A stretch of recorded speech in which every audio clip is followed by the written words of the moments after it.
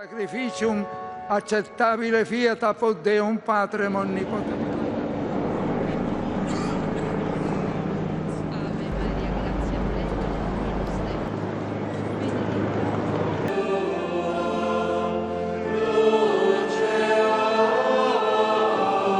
Per omnia saecula saeculorum. Amen. Dominus pascit me, et nihil mihi derit. Illo Doma sue, vivere collocamit. Super aquas quieti seduxit me, animam mea refeci. 圣奥皆后。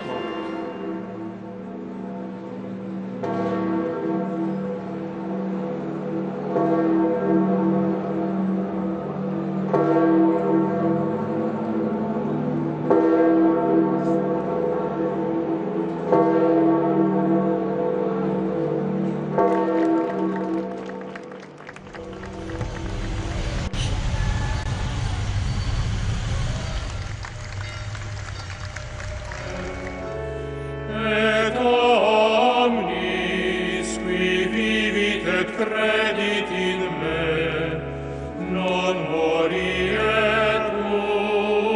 in aeterno. La pregunta del millón. ¿Y ahora qué? ¿Vale? Hemos empezado pues con este pequeño resumen del funeral o de las exequias del entierro del Papa Francisco, y en la cabeza de todos los católicos ha salido esta pregunta: ¿ahora qué? Sí, vale, el cónclave, esto cómo funciona, cómo no funciona. Entonces, antes de que pues, nuestra fuente de información sean pues, como los canales profanos, que hacen una visión como muy politizada, ¿no? O queriendo asemejar lo que es un cónclave con las elecciones generales de un país, de un presidente, ¿no? Así que, mira, hablando aquí con nuestro amigo Antonio, vamos a hacer un programa y vamos a darle el enfoque pues, de la Iglesia, ¿no? Así que no nos va a faltar y no nos puede faltar el comentario del Evangelio, ¿eh? Estamos en la Catedral de Jerez, para aquellos que lo conocéis, y los que no sois de Jerez, pues bueno, estamos dentro de la Catedral de Jerez, nos vamos a ir al altar mayor, vamos a leer el Evangelio y vamos a comentar algo del Evangelio. Y luego después, sorpresa. Del Evangelio según San Juan. En aquel tiempo Jesús apareció otra vez a los discípulos junto al lago de Tiberíades, y se apareció de esta manera. Estaban juntos Simón Pedro, Tomás, apodado el Mellizo, Natanael, el de Caná de Galilea, los Zebedeos y otros dos discípulos suyos. Simón Pedro les dice: me voy a pescar. Ellos contestan: vamos también nosotros contigo. Salieron y se embarcaron, y aquella noche no cogieron nada. Estaba ya amaneciendo cuando Jesús se presenta en la orilla, pero los discípulos no sabían que era Jesús. Jesús les dice: muchachos, ¿tenéis pescado? Ellos contestaron: no. Él les dice: echad la red a la derecha de la barca y encontraréis. La echaron y no podían sacarla por la multitud de peces. Y aquel discípulo a quien Jesús amaba le dice a Pedro: es el Señor. Al oír que era el Señor, Simón Pedro, que estaba desnudo, se ató la túnica y se echó al agua. Los demás discípulos se acercaron en la barca porque no distaba de tierra más que unos 200 codos, remolcando la red con los peces. Al saltar a tierra ven unas brasas con un pescado puesto encima y pan. Jesús les dice: traed de los peces que acabáis de coger. Simón Pedro subió a la barca y arrastró hasta la orilla la red repleta de peces grandes, 153. Y aunque eran tantos, no se rompió la red. Jesús les dice: vamos, almorzad. Ninguno de los discípulos se atrevía a preguntarle quién era, porque sabían bien que era el Señor. Jesús se acerca, toma el pan y se lo da, y lo mismo el pescado. Esta fue la tercera vez que Jesús se apareció a los discípulos, después de resucitar de entre los muertos. Después de comer, dice Jesús a Simón Pedro: Simón, hijo de Juan, ¿me amas más que estos? Él le contestó: sí, Señor, tú sabes que te quiero. Jesús le dice: apacienta mis ovejas. Por segunda vez le pregunta: Simón, hijo de Juan, ¿me amas? Él le contesta: sí, Señor, tú sabes que te quiero. Él le dice: pastorea mis corderos. Por tercera vez le pregunta: Simón, hijo de Juan, ¿me quieres? Se entristeció Pedro de que le preguntara por tercera vez: ¿me quieres? Y le contestó: Señor, tú conoces todo, tú sabes que te quiero. Jesús le dice: apacienta mis ovejas. Palabra del Señor. Gloria a ti, Señor Jesús. Bueno, pues nos encontramos con el texto de la tercera vez que Jesús se aparece a sus apóstoles. A mí esto me encanta, es una de las cosas que yo repito mucho de forma muy recurrente cada vez que el Evangelio nos pone por delante, pues eso, las miserias de los apóstoles. No nos olvidemos que los evangelistas podrían haber maquillado la cosa, podrían haber blanqueado la imagen de los apóstoles, podrían haberlo hecho, sí. Si no lo hicieron es porque no quisieron. Es la tercera vez que Jesús se aparece a sus apóstoles. La semana pasada escuchamos las dos primeras, ¿no?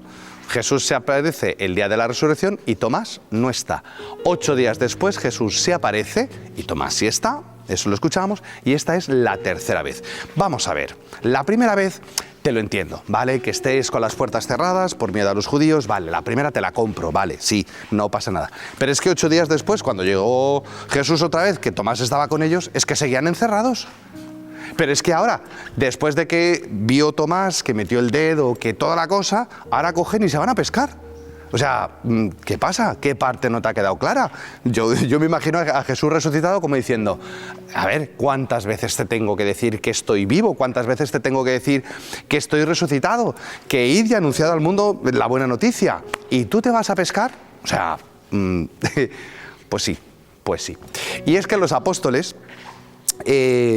todo esto que los evangelios no esconden, lo que nos demuestra es que la Iglesia se cimenta sobre el poder de Cristo, ¿no?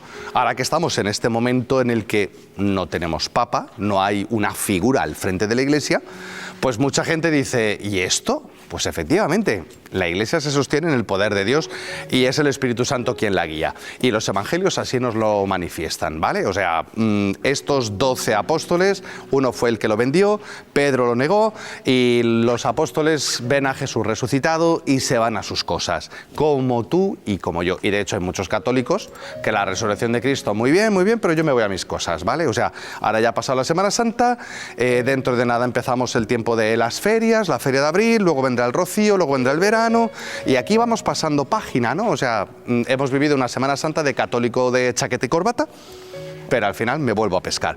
Pero ¿qué es lo que sucede? Que cuando tú te encuentras con Cristo ya no te puedes ir a hacer tus cosas porque no dan fruto. Y así le pasa a los apóstoles, no pescaron nada. Jesús les repite la pesca milagrosa, la mismo milagro que hizo a Pedro.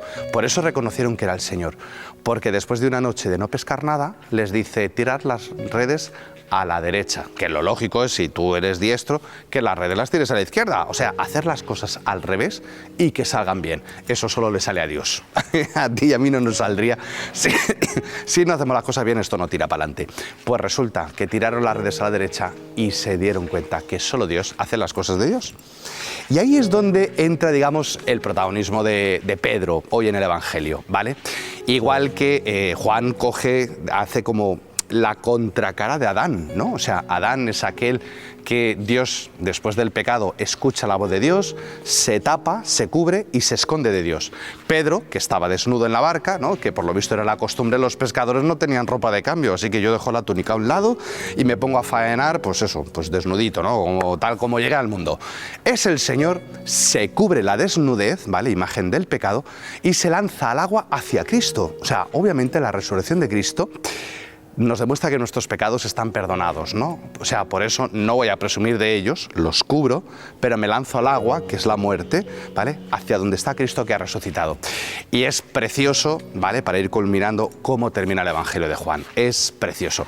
Cuando hemos estado en Tierra Santa podéis buscar en nuestro canal de YouTube todo el archivo gráfico, ¿vale? Ahí vimos, pues, el primado de Pedro, precisamente el lugar donde Jesús se sienta con Pedro y le hace estas 3 preguntas. Jesús no sabía la respuesta, claro que sí.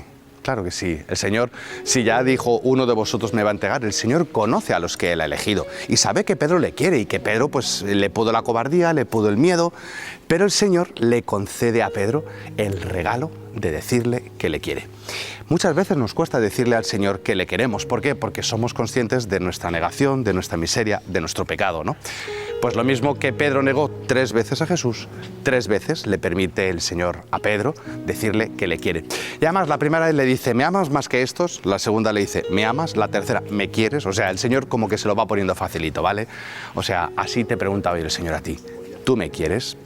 Y vemos, pues eso, que Pedro, el primer papa, tenía toda la buena intención, también negó a Cristo, fue pecador, la cruz le asustó y precisamente hoy el Señor nos muestra en el Evangelio cómo Él capacita a los que elige, no escoge a gente perfecta.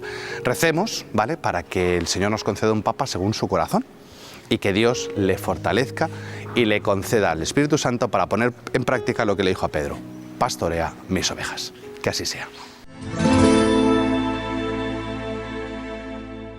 Bueno, pues como lo prometido es deuda, dijimos que en este programa sobre el ahora qué, ¿vale? Pues vamos a ver qué pasa cuando muere un papa, cómo llegamos a tener un nuevo papa, el cónclave, cómo funciona. Para eso hemos asaltado un poco aquí, estamos en el obispado de la diócesis de Sidonia Jerez con don Federico Mantaras, que es doctor en Derecho Canónico, ha sido vicario general, administrador diocesano antes de entre obispo y obispo, y actualmente pues estás con las causas de los santos, defensor del vínculo en el Tribunal de la Rota, en fin, las cosas que hacen los doctores en Derecho Canónico, ¿no? Pues Así sí. que nada, antes que nada, Federico, gracias. ¿Vale? Encantado, encantado. de estar Porque con le vosotros. comenté, le dije, digo, mira, antes de que nos informen los canales, por así decir, profanos, sobre cómo funciona un cónclave, pues nada, seguro que mucha gente te preguntará y al otro lado de la pantalla habrá gente con un montón de preguntas. ¿Qué pasa cuando muere un papa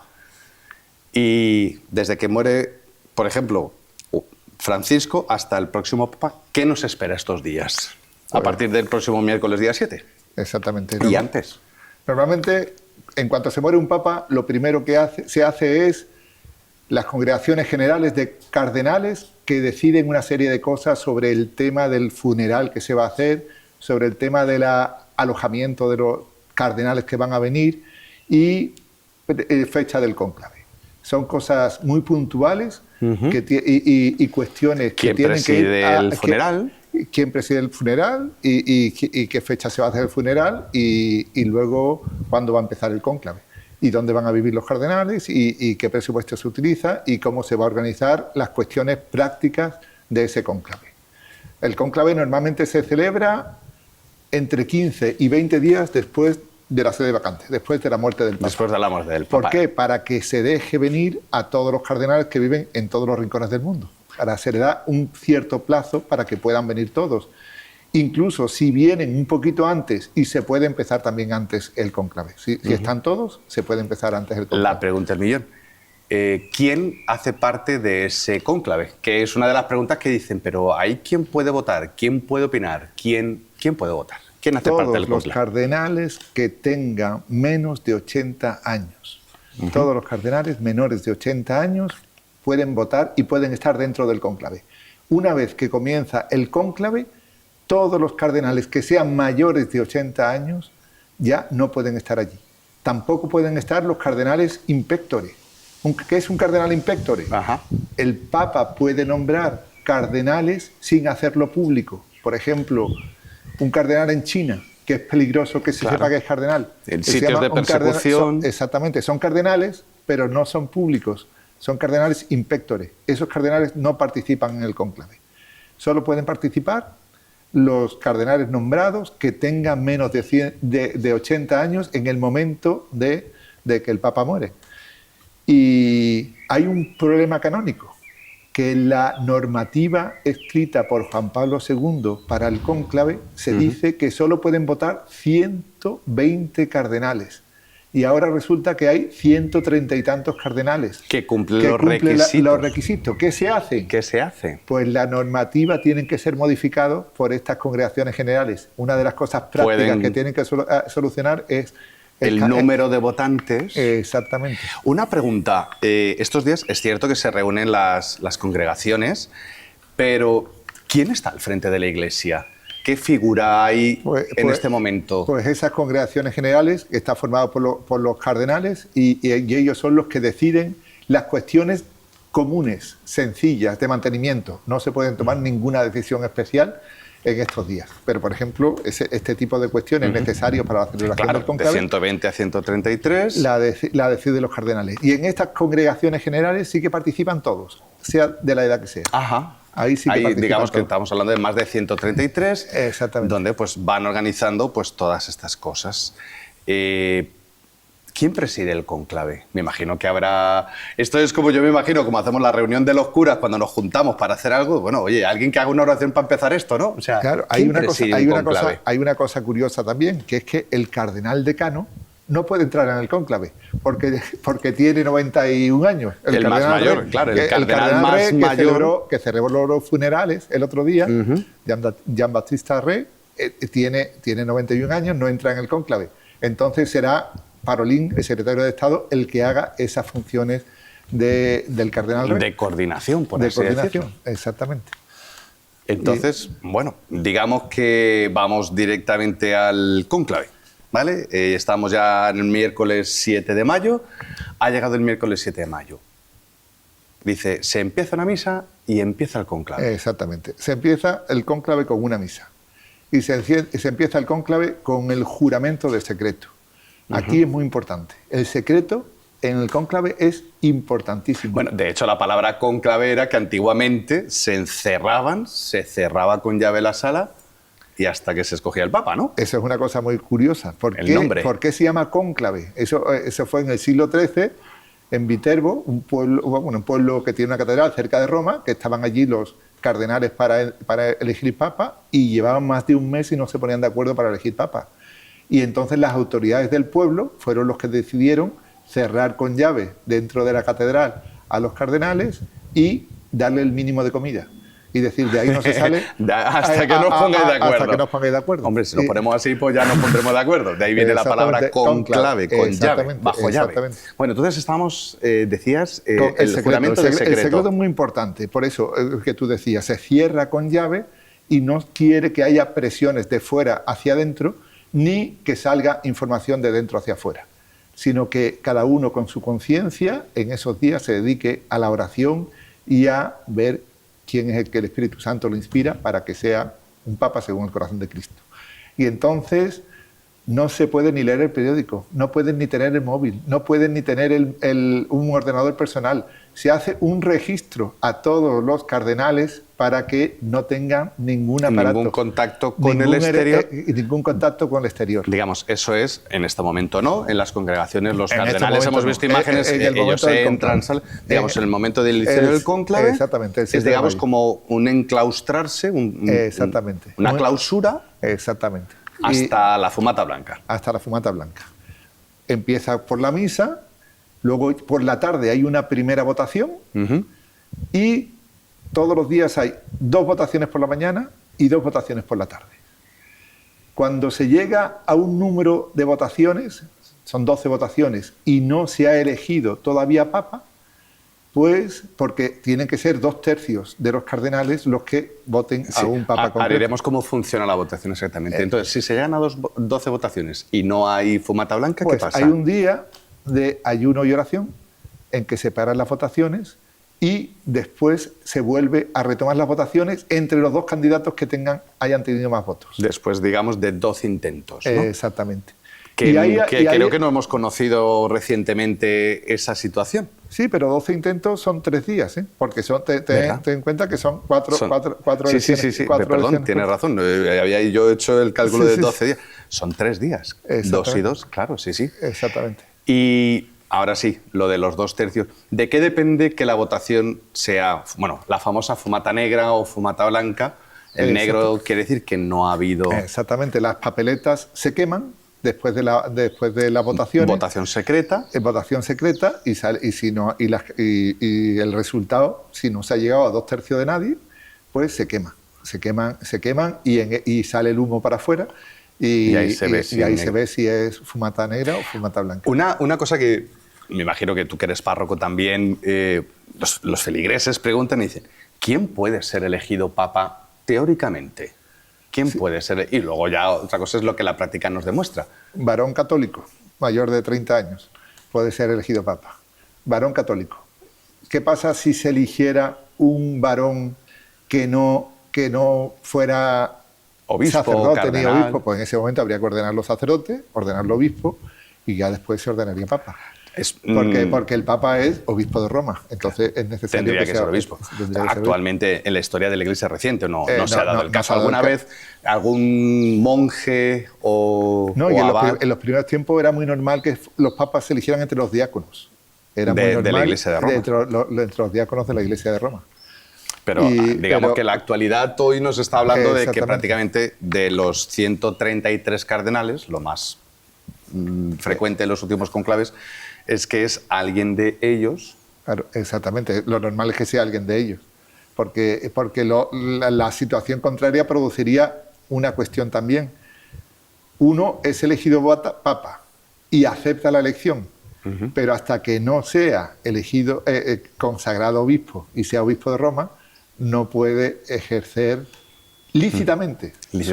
Ahora iremos para allá, porque claro, no todo termina con la fumata blanca. O sea, digamos, se llegan unas votaciones.